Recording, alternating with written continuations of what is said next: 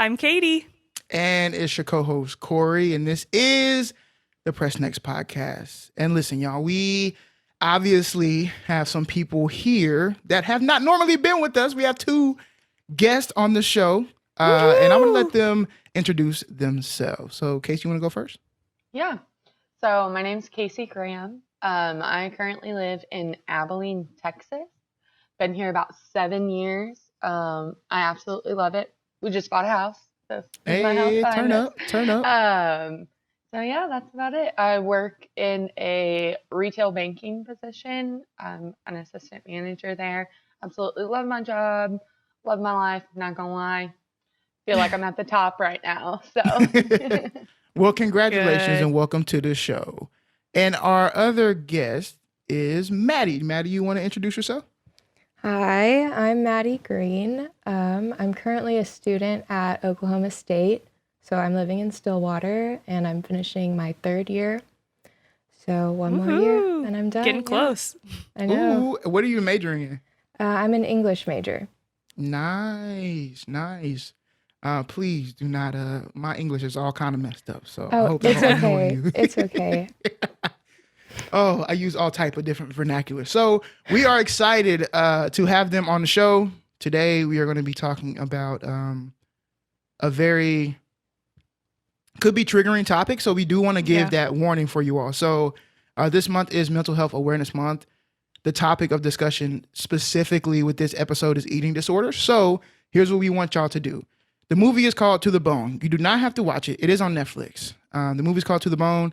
Don't have to watch it. If you do not want to listen to this episode because it is centered around a topic that may be triggering for you, that is completely fine. Go back, listen to some other episodes, wait till our episode next week. We will see you next week. We love you. Thank you for showing up. If you are here for the run, please sit back, relax, and listen to this conversation. And before we get into that, if you would like to be like Casey and Maddie and be on the show to discuss the movie, maybe share your own experience, make sure you click the link in the bio, fill out the form. We will get in touch with you and we'll bring you on. We'll definitely bring you on because we want to hear your story. Katie, you want to give an overview about the movie this week? Absolutely. So, like you said, we are covering To the Bone, which stars Lily Collins. Love her. It is on Netflix, and the description is a young woman dealing with anorexia meets an unconventional doctor who challenges her to face her condition and embrace life. And full disclosure, I legitimately watched this movie today. So it is very fresh in my mind about this film. So we're going to jump right into it. And Maddie, I'm going to ask you first. On a scale of 1 to 10, how did you like this movie? How much did you like this movie? So I think it was pretty controversial. So like saying that I did like it kind of seems, not the best. A little weird. But yeah, but I think I would rate it about like a 7.5 or an 8. Just because it is one of the first movies that really like brought awareness to this as a whole that I know of in like an actual type of light and not just a like humorous sort of way. Right. I agree with that. Well, Katie, you agree with the same score or you want to give it a different score? I was thinking like an 8. Yeah, I enjoyed the film. I think that you're right. It does sound weird saying I enjoyed it. I enjoyed the message that it brought because I think sometimes it's really hard to talk about taboo topics. And so when you see them depicted in such what I assume is a realistic manner, really, has other people open up their eyes. It's not just, like anorexia isn't just people starving themselves, right? Or bulimia isn't just binging and purging or, these other disorders. It's really something that people struggle with, and it's not just not eating, there's layers to it. And I think that seeing it depicted really opened up a lot of eyes. Okay. Casey, how you feeling? Scale of 1 to 10. I would say definitely an 8 just because it is pretty realistic. I mean, I would say the main character's like specific case with like anorexia was it it was to an extreme. Hmm. But I think that needs to be shown. Instead of, like Maddie said, like sugarcoating it or anything like that. I would definitely say the realness and how raw it is, definitely an 8 for me, because it did show the different dynamic and like how her eating disorder, affected all the relationships around her. Right, right. I would have to agree with y'all. I would also say this is big for me. I'm a film buff, but I kind of thought it was like a 9 for me. But let me explain why. I'm probably never gonna watch this again. Not on the account that it was a bad film, on more on the account that like it's tough for me to watch trauma over and over. Right. Mhm. So I'm probably never gonna watch this film again. It's the reason why I can't watch Precious or Fruitvale Station. I can't watch them again. Right. The Passion of Christ. Seen them one time, can't do it. But the stories that I think that it focused on and told weren't just hers, Mhm. right? It was her parents, her step parents, her sister. It was everybody involved that you got to see how people react, and not even necessarily like that her disorder caused, but more so that some people just aren't informed enough that they don't know how to love or support or protect somebody who even has a disorder like this. So Mhm. I think they did, while some of the parts of the movie were really cringy for me, because I'm like, why would you say that to your daughter, right? Like, or why would you do that?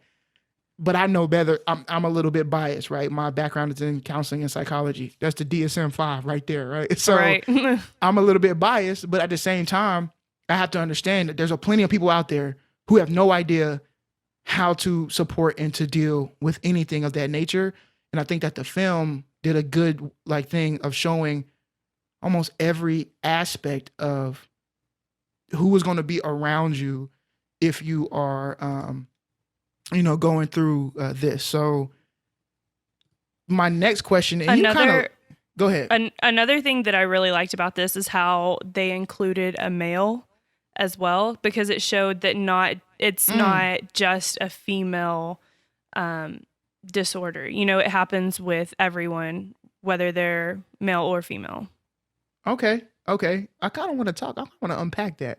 But here's a follow-up question I want to ask. What was the most powerful point of the movie for you? And it could have just been like the most jarring imagery or, anything. But what was like the moment where you were like, this is a very powerful moment? Or did you have one?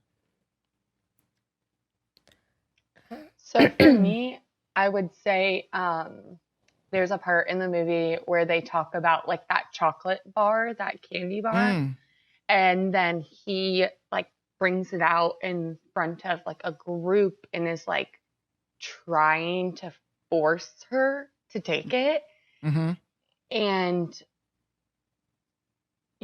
I've personally been in that situation where like someone's pressuring you to, I mean, I think we've all been in a situation where we felt pressured, whether it was Right. food, alcohol, I mean, any substance, honestly.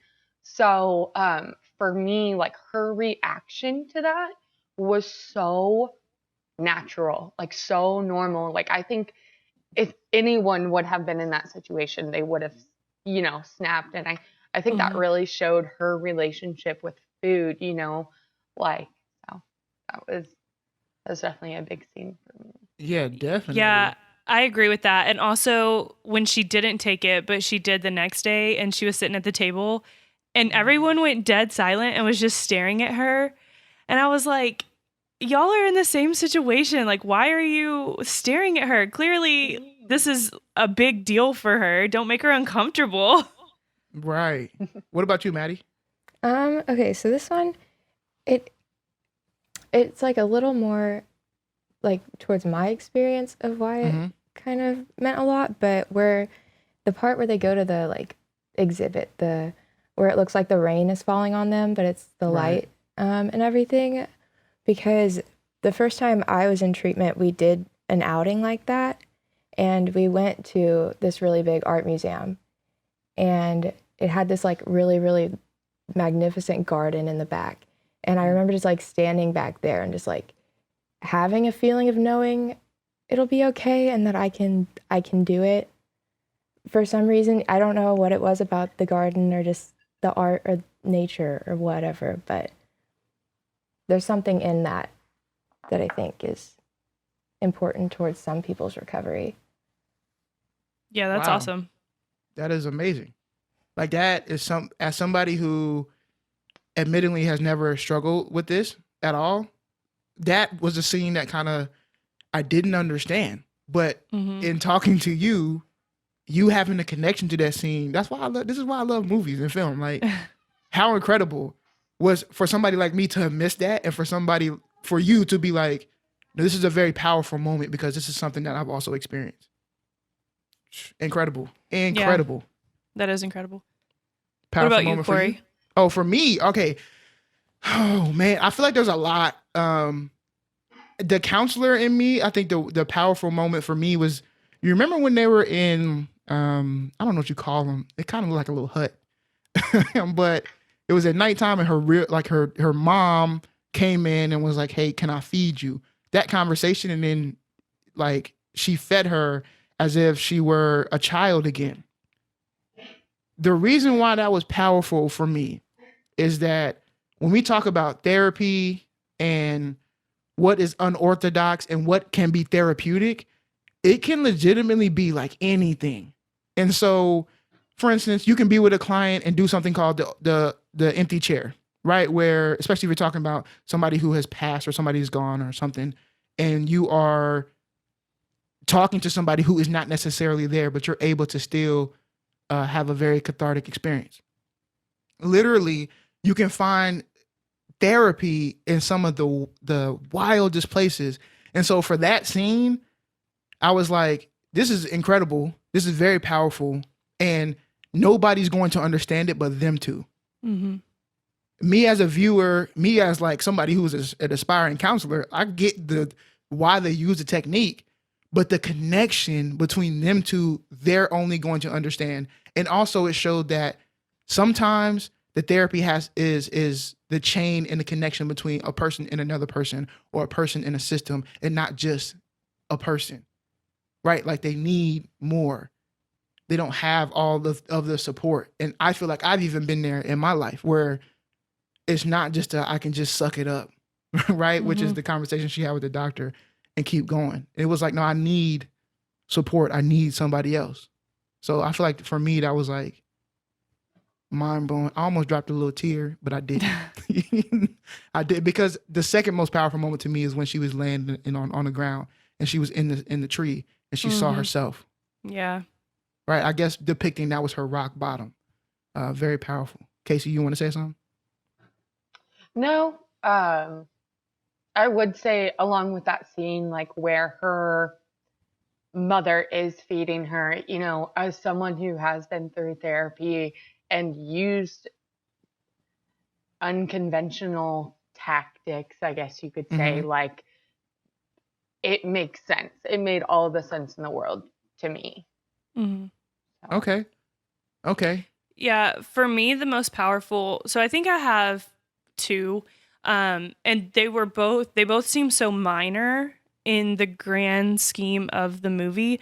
But the first one that sticks out to me is when she gets after she left treatment and she gets off the bus, and her real mom picks her up. And just the way her mom reacted to seeing her, it was like, how do you come out smaller than you went in? And I think just seeing the heartbreak from a mother's perspective, it just really depicted how it does affect more than just a singular person. And then the second one that really sticks out to me is when she left the treatment center and the stepmom was talking to the doctor, and she was like, how can you just let people walk out? And he said, usually we don't let them walk out, but Lily, or what's her name? Penny? Eli. Yeah, Ellen, but they go by Eli. Yes, Eli. But Eli needs to hit rock bottom. And I think that being raised around someone who was addicted to drugs, this is much different, but it's addiction, right? So addiction in any aspect is a disease. And you need to encourage but not enable. And so I got that from your mom, Cori. Encourage but not enable. And that's something that you don't realize until you're in that position, until you are helping someone who doesn't want to be helped. You know, you have to let them figure it out on their own. And like he said, like, you can't have somebody in a treatment center that doesn't want help, because it's not going to work. That person has to want to be helped. Right, right. And before we go any further, I do want to offer you both the opportunity to share bits of your story if you're willing to do so. You do not have to, but I think it might give a little bit more insight to the knowledge, the specific knowledge that you have that Cadey and I do not. Right. So completely up to you. The floor is yours. If you want to share your experience or your knowledge behind it, why you're here, why you're passionate about the subject, the floor is yours. Do you want to go first, Maddie? Sure. Yeah. Okay. So my story started my senior year of high school.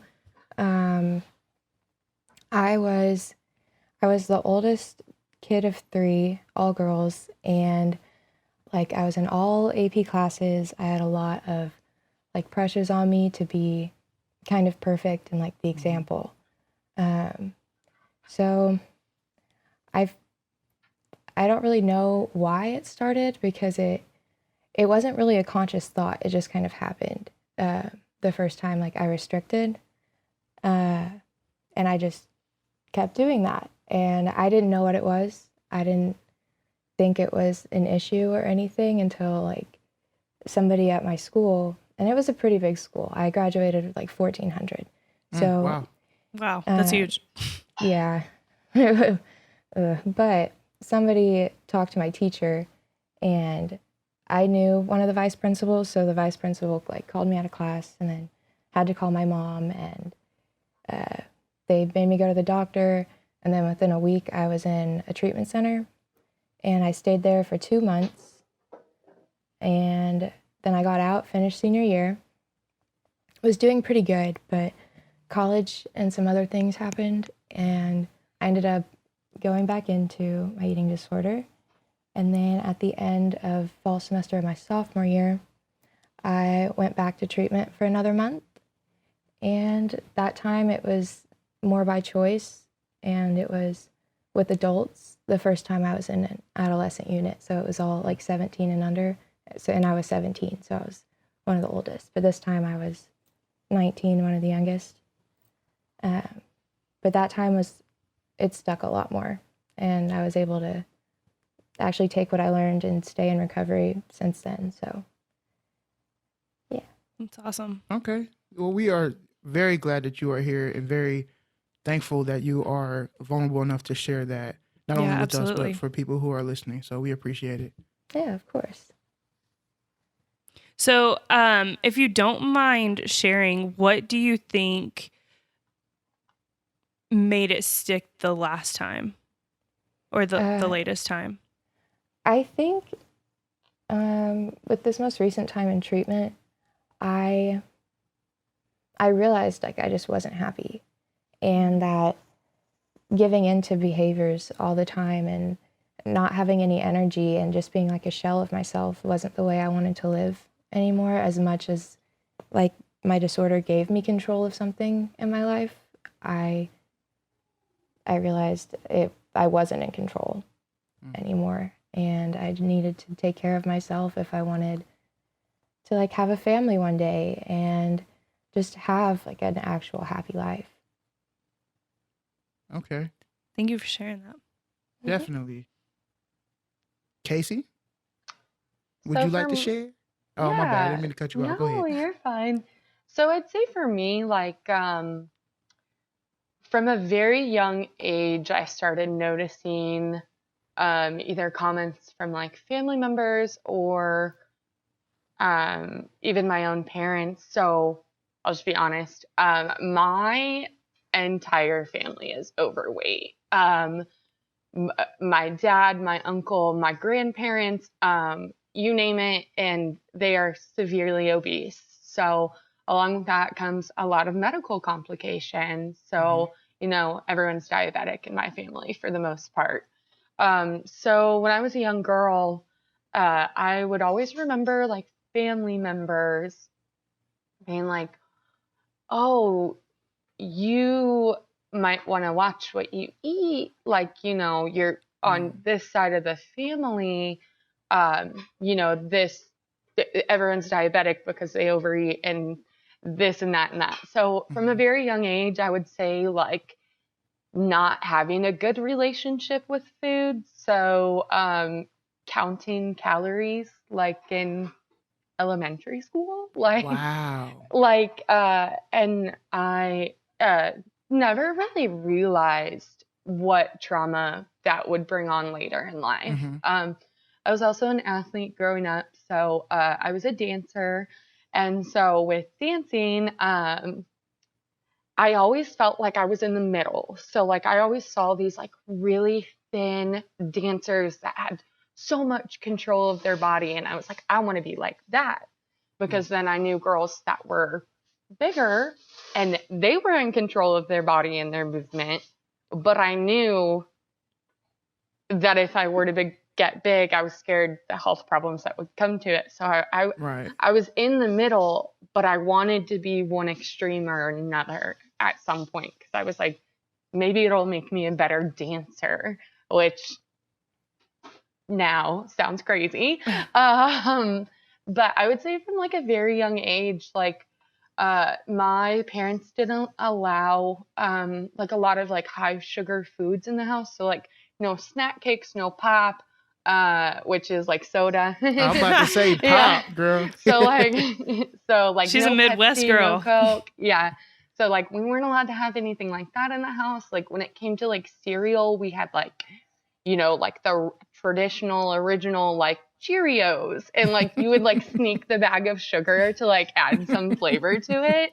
So I'd say from like a very young age, like food and I had a very rough relationship.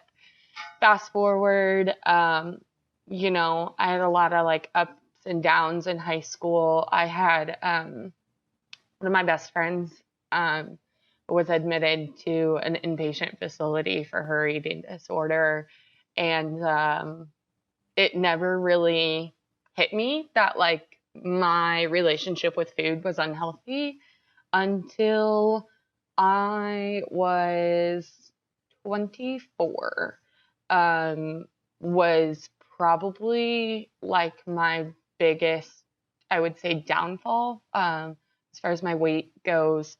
I was going through a really big breakup. I was in a 7-year relationship that was coming to an end.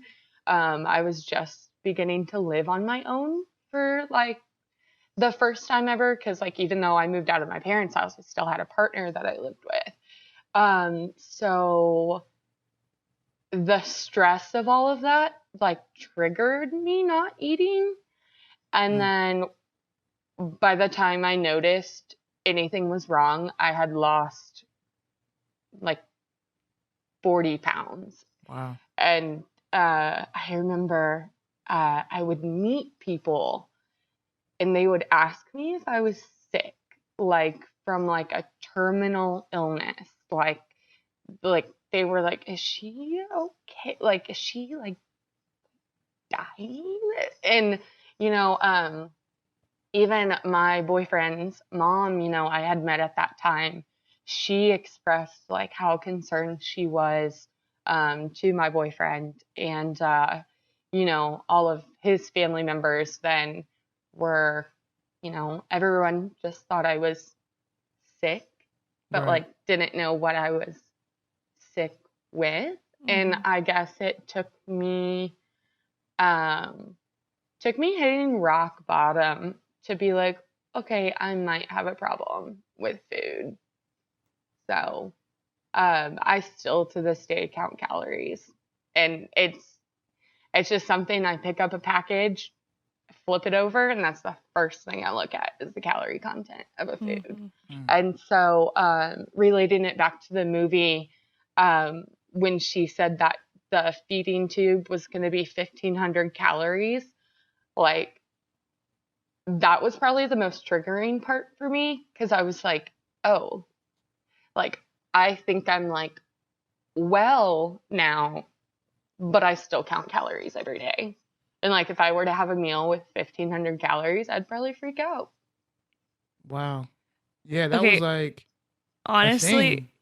when I saw that part too, I was like 1,500 calories. Mm-hmm. Because I also, look at calories of everything I eat. I think that it's so, and I think that I don't want to take away from what men struggle with, but I think that it's so different for women because I feel like at a young age, we are like just the societal standards are so different and everything that we see. And I will say that things have gotten much better. I think the body positivity movement and like size inclusivity has grown exponentially within the past couple of years. But like I went to American Eagle the other day to find some new pants and shorts because everybody's wearing these super cute mom jeans and I want a pair, but I don't know where to find them. And my friend was like, oh, go to American Eagle. Unrealistic. Yeah. Okay, keep going. Wait, other timeout. Try thrift stores, but go to the men's section. Because if you get men's jeans and just belt it, it's the exact same thing. Okay, and Walmart. Okay. Walmart men's jeans as well. They have Dropping some gems. Bet. Where do I go to get my jeans? Because my jeans, because it ain't the same for me. Right. So I actually went to American Eagle, and as we were walking into the store, I was with a friend, and I said, I kind of am super nervous to walk in here right now, and I have PTSD from when I was in high school because I've always been, like, I wouldn't say that I'm fat. I have fat on me, but I've always kind of been like a mid-sized girl, right? So I've always been in between like a 12, 14. I've probably been a size 14 since high school. And it fluctuates. But I remember being in high school and that's when everybody was shopping at Aeropostale and American Eagle and Hollister. And I would go to the mall with my friends and I'd be like, I don't want to walk in the store with y'all because I can't fit anything there. And it's like back then they only went up to like a size 10 in pants and everything else you had to order online. I'm like, well, I don't want to order it online. I'm here. I want to buy it here with my friends, right? And then even the extra large t-shirts were like skin tight. And I was like, nah, I'm not down with that. So it shocked me like how nervous I was to walk into just this regular ass store just because of things I felt in high school. And so, and what we saw growing up, right? So like Victoria's Secret models and just any model really, and how just unrealistic it was for the average person. It's so interesting. And so I've always, since high school, I've been counting calories and looking at calories and looking at fat and looking at carbs. And I think that my relationship with food has gotten a lot better, but I feel like I struggle with the opposite problem. So whereas I don't restrict, I overindulge. So if I'm just like an emotional person and I'm also an emotional eater. And so anytime I'm stressed out, anytime I'm happy, I celebrate with food, or when I'm sad, I eat. And then I always have this response of, okay, this is going to be my last quote unquote bad meal. So let me splurge. And then I just go into that routine for like a month. And then I'm like, okay, I need to reel it back in. And so I guess that's binging, but yeah, it's crazy. Yeah.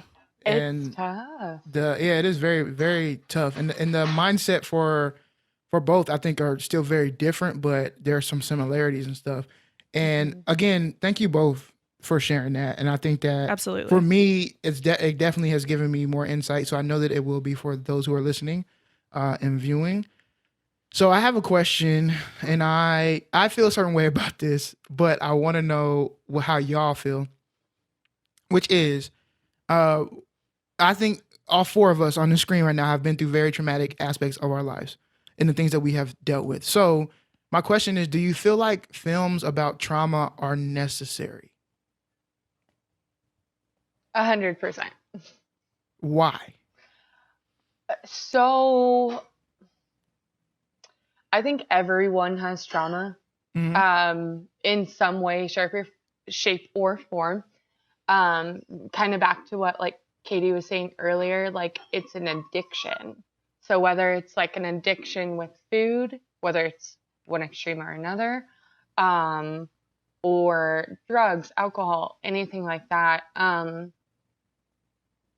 I think the more we educate and the more we talk about it, the more likely, someone is going to be going forward to either have compassion for someone who's going through it or compassion for themselves. Because I know, once you start losing weight, you're like, oh, I love this. And then you hit rock bottom and you're like, how do I get out of this? And so I think at the end of the film, where it then turns around and she's able to accept her own treatment plan, is like perfect in my opinion. Okay. How you feeling about it, Maddie? So it's something I'm very iffy about because there are certain traumas that I cannot watch on television. Like if certain things are like reenacted or depicted, I like physically can't watch it. This is not one of them. This is something I've like embraced and worked through, obviously a little bit more, but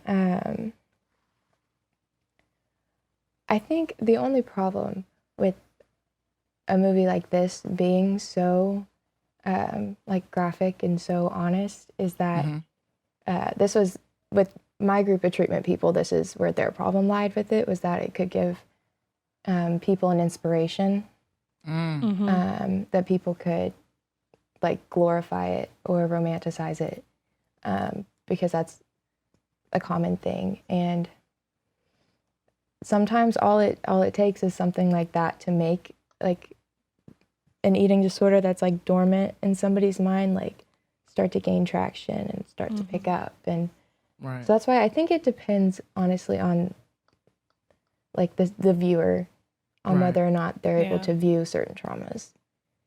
Okay. No, that's a good point. So I was reading an interview that Lily Collins had about this movie because she had an eating disorder as well. And so they were asking her, was this triggering for you? Did it bring up any past trauma or anything like that? And then in one of the questions they asked, it was talking about the show 13 Reasons Why.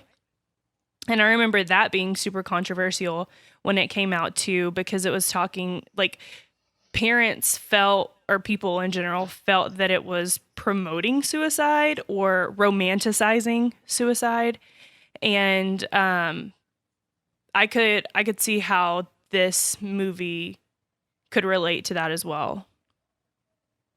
Yeah. I mean, I feel that. I literally, like, Casey, on some days, I'm like, yo, people need to see this. You know what I mean? Like, people need to be aware that this is something that's going on so that maybe they can recognize the signs and symptoms and get somebody help. And then, like, the next day I wake up and I'm like, there's no way I can watch this again. Yeah. Like, for me, here's how it's a little bit more prevalent for me right now. As a Black man, there's plenty of times where they will stream on the news and on the internet a Black man being killed by a police officer. We have to watch it over and over again. I got to watch the trial, right? And That's really heartbreaking. It is, right? And then then they make movies and TV shows about it. And I'm like, I applaud the fact that people are going to see this and they're going to be like, man, there's something wrong. We really need to be protecting each other out here because nobody should be dying at the hands of police. Nobody should be dying at the hands of anybody, but we know that people kill each other, but law enforcement should not be doing it. So when I watch it at the rate that it happens in my community, especially specifically talking about black men. I watch it, then the movie comes out, and it's the topic of discussion. And it's like, should I watch this movie? That's why I can't watch Fruitvale Station, right? Right. Fruitvale Station is too hard. I've only watched it once, and I won't watch it again. Can't do it. When it gets to the platform, like I'm like feeling teary right now. When it gets to the platform part, I have to turn it off. I can't do it because I saw it live happen. Then you want me to watch it in this movie so I can have a discussion about it. But or even movies like Queen and Slim, or like the one that just came out, which is pretty much like a Groundhog Day for a black man and a police officer. Mm-hmm. Or American Son. Yes, like there's some days I'm like, man, I can't watch this no more, and it perpetuates my own anxiety and fear to where I've had like some anxiety about being pulled over. I got pulled over by the police like 2 weeks ago. I've never been more afraid in my life. Like I'm typically calm, cool, collected.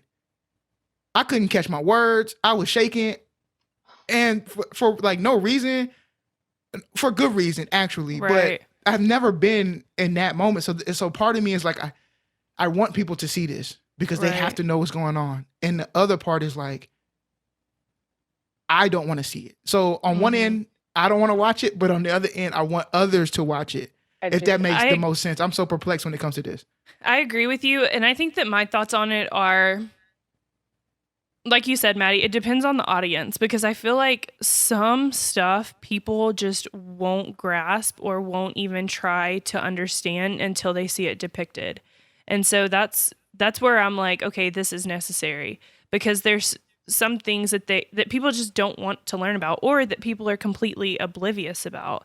Like, I think this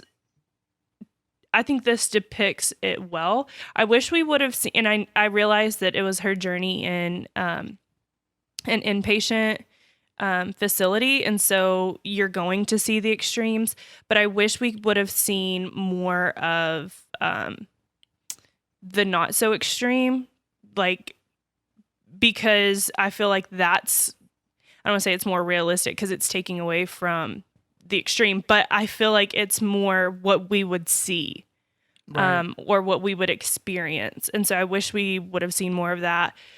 But that's why I think that some of these traumatic films are necessary, because I feel like people will deny it until they are shown it. And part of it is that they have to go so far, because are you going to watch the film that where there's just like, it seems like this is the person that you know? Right. Like no, like people aren't, that film's not going to sell. So a film in itself is still like an art piece that they're trying to make money off of, which is why a lot of people might find it as being, very problematic, that you're profiting off somebody's trauma. But oh man, I literally thought it was a great film that I would probably never watch again, because it's really tough for me to watch trauma, but I do want other people to watch so that they can understand some of the ins and outs. So another question I have is, Casey, I'll start with you. Do you think that, there's something that causes eating disorders? Is there some sort of cause correlation set up? I would definitely say society, starting with society, kind of like what Katie, sorry, it's Caitlin to me. Kind of like what Caitlin was saying, like walking into a store, and like I do this now with like where I live, there's a lot of local boutiques popping up here and there. Well, when you're a boutique, you typically sell small, medium, large, So like even right now, like I walk into a store and I have to buy a certain size, and that itself is kind of triggering to me still. So also that not every store, like a size 8 is so different from store to store. Girl, that's a whole other thing. Right. And that's hard for me to understand, because I mean, like, I might get a size that just fits a little bit tighter, but from what I hear from the ladies is that it'd be like a whole different size. Like an 8 be really a 4 or something. And I'm like, what the? Yeah. For me, I think like for my particular situation, It was definitely like seeing, like, having family members in my ear about like watching what I eat from a very, Mm-hmm. very young age. Like I remember being like first grade, like hiding a cheesecake bar because I didn't want anyone else in my house to have it. And I didn't want anyone to know I was Wow. eating it. And I mean, just like from such a young age, just being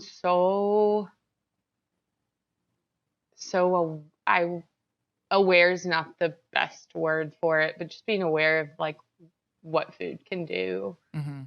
So that's just for me personally. I will say that this movie was very triggering. Like, right now I'm kind of on like the opposite end of this scale, literally. Like, I'm the heaviest I've ever been.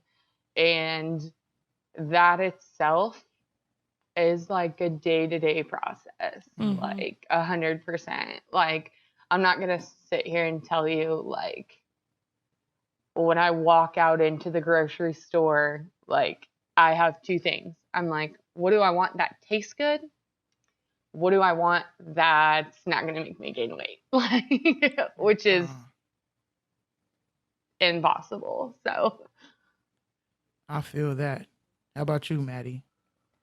So I I don't think it's like a blessing, but it kind of is that I've met so many different people that have eating disorders and that have been like going through different ones. Right. So like the most general thing I can say is that eating disorders are mainly caused by anxiety, Mm-hmm. and they're usually closely linked with like OCD or tendencies of such, because it's not all about control, but for a lot of people it's about control. Being able to control the food is a stress reliever. It's a coping mechanism for a lot of Right. people, or different behaviors are their coping mechanisms. But like for some people, I know some girls in a Jewish community in New York who I was in treatment with, and their community really like enforces being small, and so that's how it started for them. Wow. I know I have one friend who she never even had like body image issues. She didn't really care what she looked like. She was only like 14 or 15 when she was there, but when she got really anxious, that's when she couldn't eat and she had really, really bad anxiety. And so She was like never eating. Mhm. Wow. Yeah, so I mean, I was even there with a girl. She was 13 and hadn't put solid food or like water in her mouth in over a year and had been relying off of a tube for like that time. Like, yeah. So, I mean, the extreme cases, like the show in treatment centers, it is pretty honest. Like, there are some people like that, but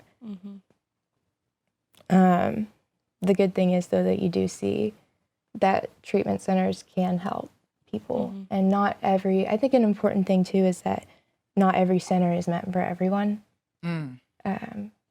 Different people need different types of therapies and different programs in order to get to a better place. And so if you try one and it doesn't work, like please don't give up on trying to get help. If you hear this. Yes, I tell people this all the time because when I was first coming out of my counseling program, people were telling or asking me like, "Oh, like how would you counsel or whatever?" And I would tell them the specific theory that I felt most comfortable in that I would like to use. Like, this is how I want to counsel. And some people are like, "Well, that's not gonna work for everybody." I'm like, "I know, it's not, but the people that it's gonna work for is going to be great for them. They're going to respond great to it. I know that I'm not going to be for everybody, and I feel like that's when it comes to therapy, whether that be counseling or anything, even if you're looking at it from a standpoint of you go get a physical trainer or something, everybody has so many different outlooks, and they're trying to do something that is going to fit you, but they have kind of one purview. And so that program is not necessarily the best program for you. Right. And it's hard to have the awareness and the wherewithal to say, this isn't really working for me. And then, as you said, Maddie, to not give up on it, right? To recognize that this is just like one stop, and I need to go to like the next stop and see if the next stop is good. If the next stop isn't good, like, okay, well, I need to go to the next stop. And we saw that kind of in the beginning, right? Where she was like, that treatment center in the beginning was not for her, and she was not going to get any help out of that. That was probably like one of the funniest scenes in the film. I was like, from that scene, that's when I knew it was like, oh, this is going to be good. Like, this is going to be good. I can already tell she's acting the hell out of this. She's doing a phenomenal job. But I think it's very important to drive home, everybody, those who are listening. For one, if you have the means, please get help for anything that you're dealing with. If you don't have the means, we can hook you up with some resources or try to hook you up with some resources in your area that may be able to help you out pro bono or anything else to get you some help. But also recognize, please, please, please, the help that you get at first may not be the best help for you. You're going to have to continue to do it. Recovery is a lifelong thing. You are not ever just going to wake up one day and be like, I'm done. I'm fully recovered. Yep. It's an everyday struggle. So keep living, keep fighting that struggle. Come out on the positive side. Some days are better than the next. I don't want to go on preaching, but I definitely felt that. Like, go ahead. I actually have a question. So, Casey, you brought up triggering and how this could be triggering or how it was triggering for you. So I have a question because this is kind of current events.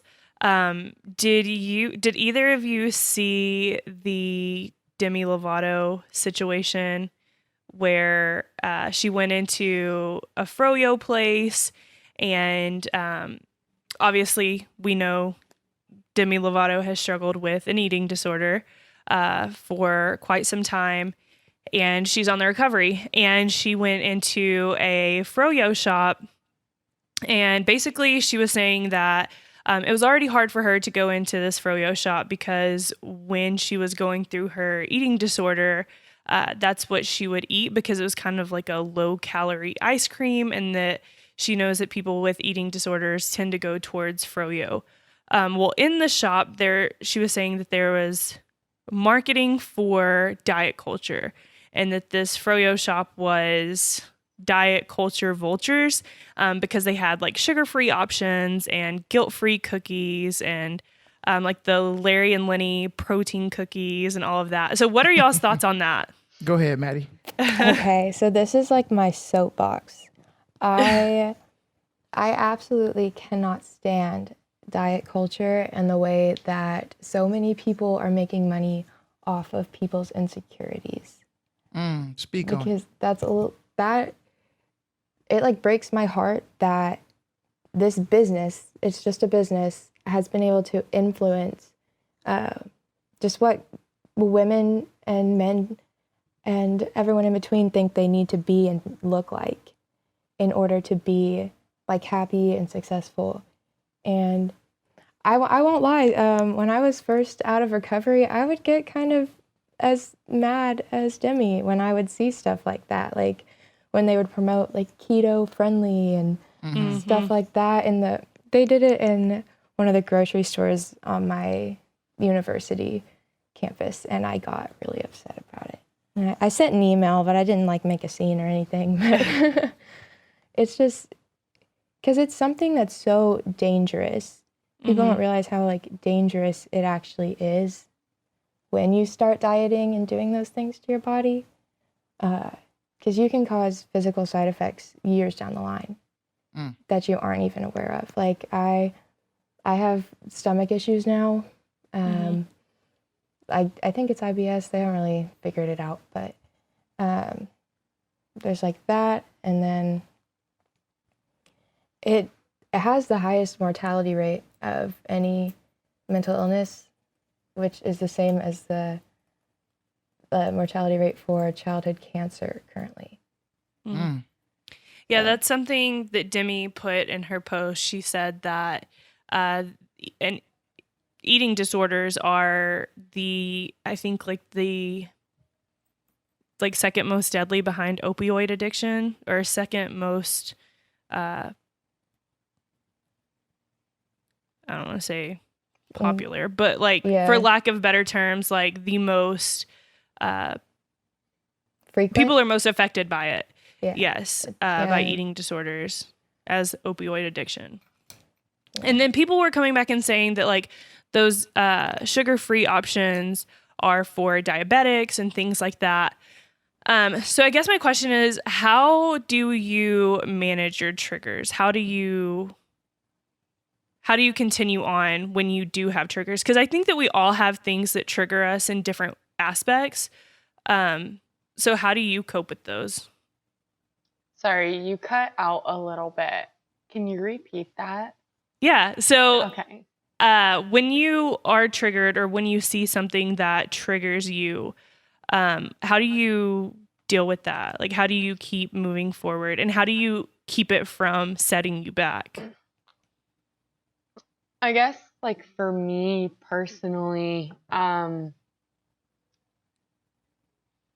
my boyfriend is a huge part of just like support for me, you know, because that's the one person I see day in, day out. Right. That's the one person I typically consume food around, you know, so he has really taught me to like actually like food itself. Like the taste of food. Like I used to not enjoy, like it was almost like punishment. So like when I would go without eating, like the one thing that I would eat was those dollar cheeseburgers from Burger King. Mose used to Because smack. yeah, so I just like, instead of consuming like a food like that, like he actually like cooks for me, and you know, he can cook amazing. Shout out to your boyfriend. Yeah, he's my biggest support. So like, especially right now, like heaviest I've ever been, freaking out, like hate going to the mall, hate trying clothes on. He's like that one person that can kind of quiet everything for me.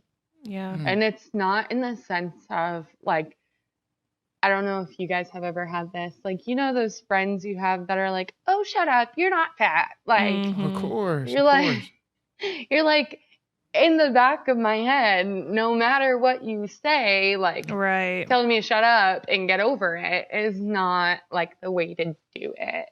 So Right. I would just say, Morris, shout out. Shout out Morris. Biggest supporter. I think what you just said is good too, because I feel like we do that, right? So we tell people, oh, shut up, you're not fat, or at least I do. Because in my eyes, they're not, right? I'm like, how could you see yourself as that? Because you are clearly not. But I think that it's important that we, and I'm really just talking to myself, that we see the weight that our words carry, because we might not know what that person is struggling with. And to them, they might be the heaviest they've ever been. And to us, they might look small still, but that's something that they are struggling with. And so our perception isn't everybody else's perception. And I think that body dysmorphia plays a big key in that. Like, I have a friend who I have to remind her all the time that what she sees is not what everyone else sees. She can continue to lose weight, but at some point, because at some point, you know, you get worried. You're like, why do you need to keep losing weight? Like, and even if you're doing it in a healthy way, there comes a point where it's like, maybe you should start maintaining. There's nothing else you need to lose, you know? And so trying to balance that with your friends and saying, hey, maybe you don't need to keep losing weight. You look great. What you see isn't accurate, or I don't want to say accurate. What you see isn't what we see. And just trying to get your friends to see you through their eyes, but also realizing impact versus intent. Yeah. Yeah, I feel that. Definitely. That's a good question. You're talking about like coping skills and things of that nature. And immediately coming back with like you're not fat.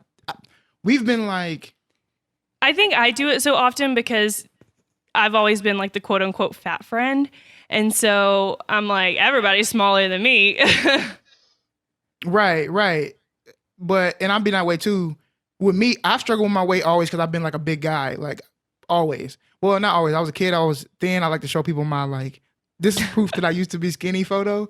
But I always got teased for it growing up. And much like you, Casey, like my family struggles with obesity and all the health problems that come along with it. And I was just and am fortunate enough, at least for now, to not have suffered from many of those health issues because I've been so athletic and been working out. And so now that I've gotten older and I've stopped doing that, and we've been more like health conscious of like, if we're gonna be here for a while, like we gotta crack it down, right? It's just so hard to get out of something that feels so natural to you, right? Like as you were saying earlier, Maddie, it's like you don't think about like how I got into what is going on. It just happens, and then it feels like it's impossible for you to separate from it. And Casey, you're counting calories and I'm counting calories. Right now I'm looking at stuff like today, I'll share a story like legitimately what happened today. I'm driving down the street. I wasted gas. This is my train of thought. This is so wild to me. I'm driving down the street. I just did something. I'm like, man, I'm gonna pull up at Sonic and I'm gonna get a drink. I drive by Sonic and I'm like, man, I don't want none of their low cal or no calorie drinks because most of them have like caffeine. Aspartame. I don't do caffeine like that, right? Caffeine. I don't do caffeine like that. Then I was like, well, I could probably get a Sprite Zero, but Maddie, I have stomach issues too, so I can't do too much of carbonated stuff. So I said, you know what? Let me just go to the gas station. So then I pull up at the gas station. I literally turn in the gas station, and I'm like, nah, I don't need. If it's water in there, then I'm gonna get because that's pretty much what I'm gonna end up getting. I don't need to go to the gas station. Right. And so I made two good decisions right there. And my brain told me, go to the bakery to go get donuts because you should celebrate the fact you made two good decisions. So I drove to Red Rock Bakery, did a circle in the parking lot and was like, what is your fat ass doing? Go home. Go home. What are you doing? You just drove around the city for no reason. And so I went home and I sat in my car. I had to do something, but I literally sat in my car for 3 minutes what the hell just happened in my head? What just happened? So it's just, I understand how it is to be connected to something that feels so natural. So you have to try to detach yourself. It's very difficult to do. And I'm sure that everybody who's listening, you have something in your life. Mm-hmm. It may not be something as severe as an eating disorder, but there's some area of your life that it is natural to you and it's hard for you to detach. Just go into that area when you're thinking about this movie, when you're thinking about this discussion, and honestly, when you're thinking about people, because you never know what anybody is going through. So just think about that. Everybody's going through something.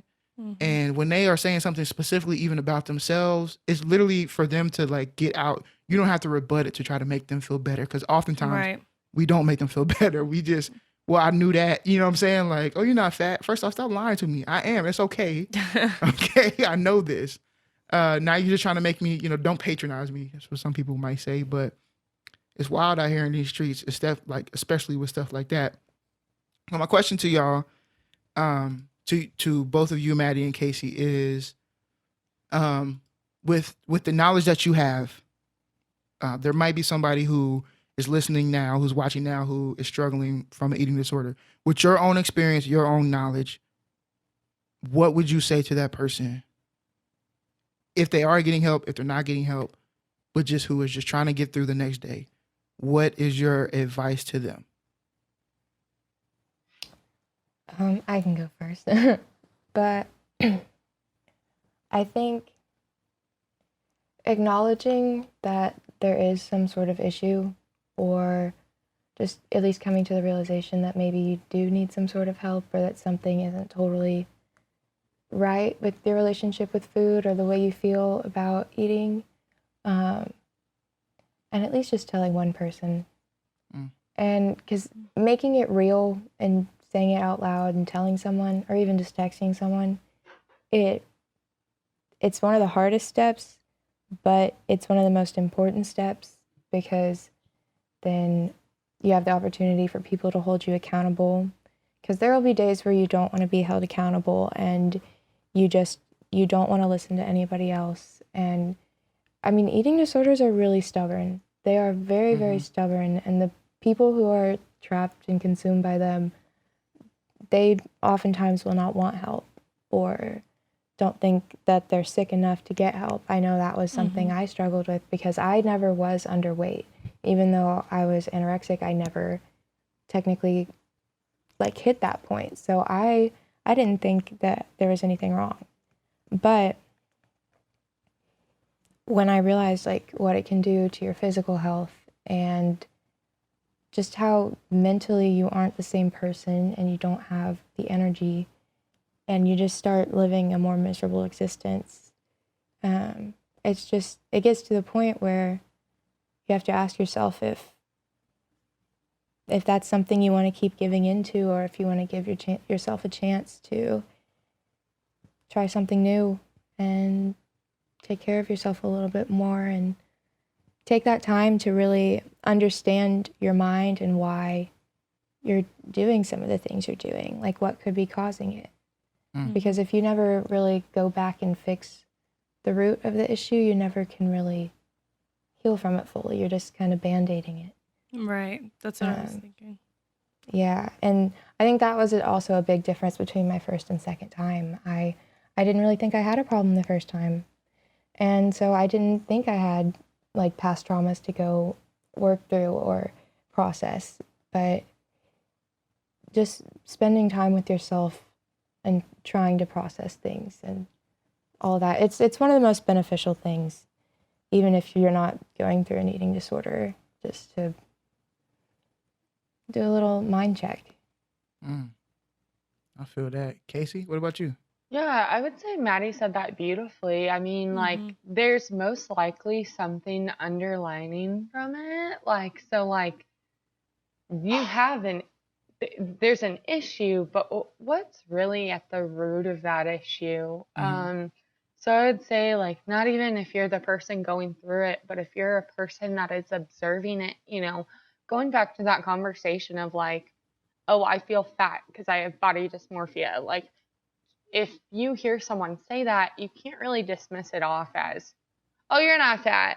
Like, I'm bigger than you. You're fine. Like, because even though like your size may not show it, like for me personally, like I still have a horrible relationship with food, and looking at me from the outside, you might not see that, but like what I'm internally going through could be completely different.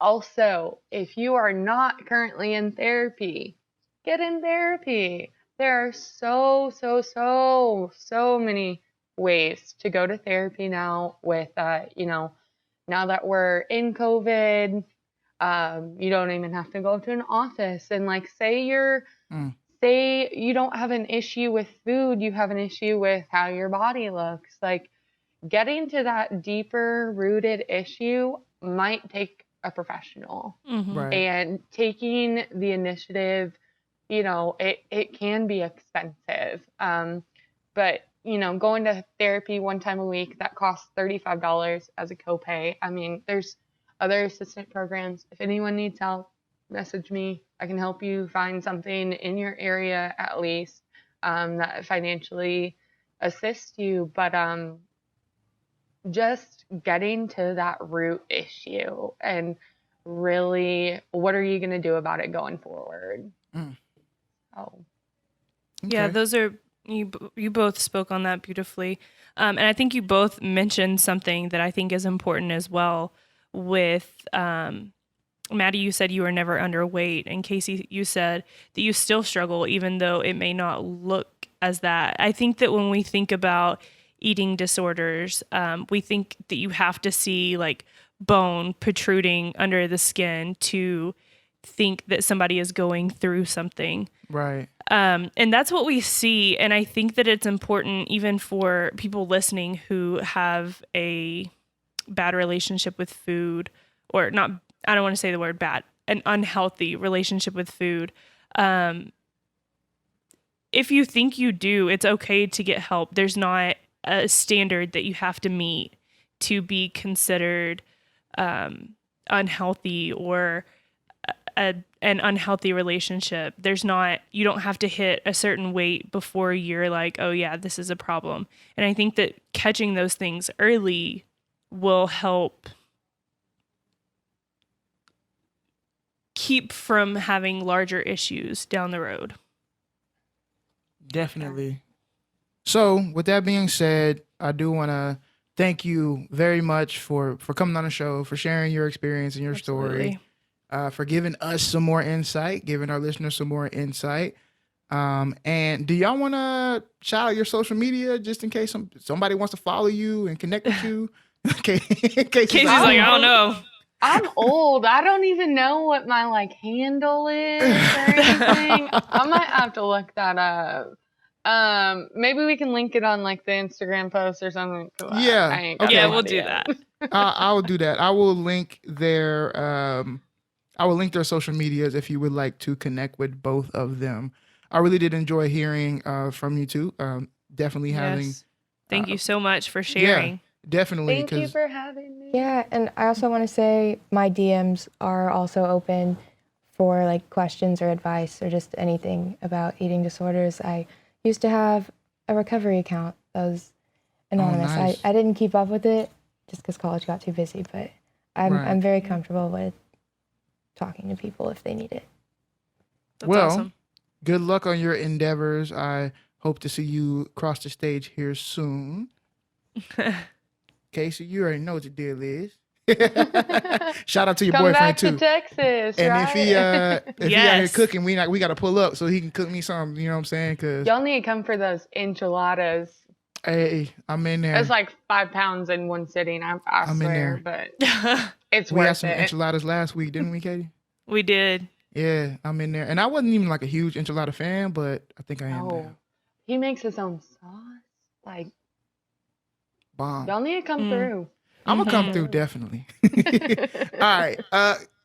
Katie, do you have any church announcements? I do not. Okay, well, then you know what time of the show it is, okay? It is time for me to pass around an offering plate. I'm just joking. But honestly, we are a self-funded podcast again. So if you support us, you support what we do. If you want to just throw us $1 or $5 or 10 or 100, whatever you would like to do, you can hit us up on Venmo, Press Next Podcast, Cash App, Press Next Podcast. Yes, and do that, please. Support us, please. We're poor, and we would like your help so that we can create a great experience for everybody else, and we can bring on more guests and things of that nature. But if not, and you want to just support us by showing us some love, follow us on our Twitter, Press Next Pod. Follow us on IG, Press Next Podcast. If you want to follow us on our personal TikToks, do that. Because we do that as well. You can join our Facebook group. You can watch movies with us at the same time because we do watch parties. You can just support us in whatever way that you want to support us. Send us some love, some hugs. If you want to send an email about questions maybe you have or how you want to share your story or whatever, we can read that on. Like whatever way you want to be connected with us, we want to be connected to you. And I think that might be all of Drop us a review. Yes. Oh, what is wrong with me? Here we go. Yes, please drop us a review specifically on Apple Podcasts. Okay, drop a review. Could be 1 star. Please don't be a 1 star. But 5 star, please be a 5 star. Just drop a review because we need more reviews to push us up the charts so that people can see us. We can get these wonderful people like Casey and Maddie's story out, experience out. And yes, if you're tired of hearing me, I'm going to throw it over to Katie because you already know what time it is. Yes. You always know when you're sitting on the couch watching Netflix and ask, are you still there? Always press next. Press next every time. Love y'all. See y'all later. Bye.